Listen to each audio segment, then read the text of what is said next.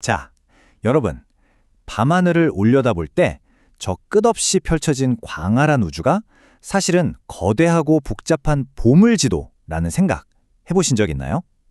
오늘 우리가 함께 나눌 이야기는 바로 이 수많은 별들 사이에서 꽁꽁 숨겨진 진짜 보물을 찾아낸 한 탐험가의 가슴 뛰는 모험 이야기입니다. 거두절미하고 바로 우주 보물찾기 속으로 들어가 볼까요? 본격적으로 이 문제에 뛰어들어 보죠. 여러분 앞에 우주만큼 거대한 반짝이는 보석이 수억 개나 박힌 보물지도가 딱 펼쳐져 있다고 상상해 보세요. 그런데 우리가 찾아야 할 진짜 보물은요, 그 수많은 보석들 사이에서 아주 미세하게 혼자서만 움직이는 먼지 알갱이만한 점 하나입니다. 다른 별들은 다 다만이 있는데 그 녀석만 살짝 움직이는 거죠. 진짜 막막하지 않나요?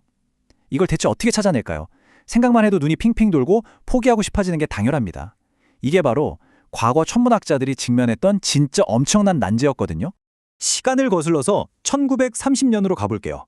당시에는 우리 태양계의 끝자락이라고 여겨졌던 해왕성 너머에 우리가 전혀 모르는 미지의 세계가 숨어 있을지도 모른다는 기대감이 아주 컸어요. 그리고 이 거대한 우주 보물찾기에 인생을 건 천문학자가 한 명 등장합니다. 바로 클라이드 톰보죠. 그는 춥고 어두운 태양계 외곽에 숨어 있을지 모르는 새로운 행성을 찾아내라는 엄청난 미션을 받았습니다. 거대한 망원경으로 밤마다 우주라는 지도를 샅샅이 뒤지는 그야말로 궁극의 탐색이 시작된 거예요. 그런데 여기서 진짜 큰 문제가 발생합니다. 망원경으로 밤하늘을 보면 점들이 수백만 개나 빼곡하게 차 있잖아요. 게다가 우리가 아는 일반적인 별들, 즉 멀리 있는 항성들은 사진 속에서 절대 안 움직여요. 그냥 그 자리에 딱 고정되어 있죠. 하지만 우리가 찾는 숨겨진 행성은 태양 주위를 도니까 관찰할 때마다 위치가 조금씩 움직인단 말이죠. 바로 이게 핵심입니다. 완벽하게 멈춰있는 수백만 개의 점들로 꽉 찬 거대한 지도 위에서 아주 찔끔찔끔 위치를 바꾸는 그 작은 점 하나를 찾아내야 하는 상황인 거죠. 그래서 톰보는 어떻게 했느냐? 하늘의 같은 영역을 며칠 간격으로 2번씩 사진을 찍기로 합니다. 자, 왼쪽을 보시면 첫째 날 찍은 하늘 사진이 있죠. 그리고 오른쪽은 며칠 뒤에 똑같은 곳을 다시 찍은 사진이에요. 이 두 사진을 비교해보면 배경에 깔린 수많은 별들은 첫 번째 사진이나 두 번째 사진이나 전혀 안 움직이고 똑같습니다. 그런데 만약 저 어딘가에 우리가 찾는 행성이 숨어 있다면 어떨까요? 며칠 사이에 궤도를 따라 조금 이동했을 테니까 두 번째 사진에서는 위치가 아주 살짝 바뀌어 있겠죠? 논리적으로는 정말 완벽한 방법입니다. 근데 여기서 다시 엄청난 벽에 부딪히고 맙니다. 여러분, 세상에서 제일 어려운 틀린 그림 찾기라고 생각해 보세요. 까만 배경에 하얀 점이 수만 개 찍혀 있는 사진 2장을 책상에 나란히 놓고 오직 두 눈만 가지고 번갈아 보면서 위치가 1mm 변한 점 하나를 찾는다고 상상해 보세요. 말도 안 되죠? 아마 5분도 안 돼서 눈알이 빠질 것처럼 아프고 머리가 지끈거릴 겁니다. 사람의 맨눈으로 이 복잡하고 미세한 차이를 2장의 사진을 나란히 두고 찾아낸다는 건 솔직히 불가능에 가깝거든요. 대체 이 막막함을 어떻게 뚫고 나가야 할까요? 여기서 정말 흥미로운 점은 톰보가 찾아낸 기발한 해결책입니다. 눈으로 2장을 뚫어져라 비교하는 대신에 아주 특별한 기계를 썼거든요. 이름하여 사진교차 장치입니다. 방식은 간단해요. 1단계, 처음에 찍은 사진 A를 기계 한쪽에 넣습니다. 2단계, 며칠 뒤 찍은 사진 B를 다른 쪽에 넣죠. 그리고 대망의 3단계, 기계가 두 사진을 아주 빠르게 번갈아 가면서 착착착 보여주는 겁니다. 같은 자리에서 사진 A와 B가 엄청 빠르게 깜빡이면서 교차되는 거죠. 되게 단순해 보이잖아요. 근데 이 장치가 우주의 비밀을 푸는 진짜 결정적인 열쇠가 됩니다. 대체 이 단순한 기계가 어떻게 그런 마법 같은 일을 해냈을까요? 그건 바로 우리 인간의 시각, 뇌의 놀라운 능력 덕분이에요.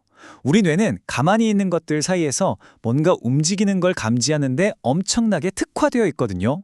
아까처럼 2장의 복잡한 사진을 나란히 놓고 볼 때는 전혀 차이를 못 찾던 뇌가 같은 자리에서 두 이미지가 막 빠르게 번갈아 나타나면 멈춰있는 배경 속에서 유일하게 변하는 그 무언가를 즉각적으로 딱 포착해내는 겁니다. 이 단순한 사진 깜빡이 기계가 인간의 시각적 본능이랑 결합하면서 완전 우주 최고의 보물 탐지기로 변신한 거죠.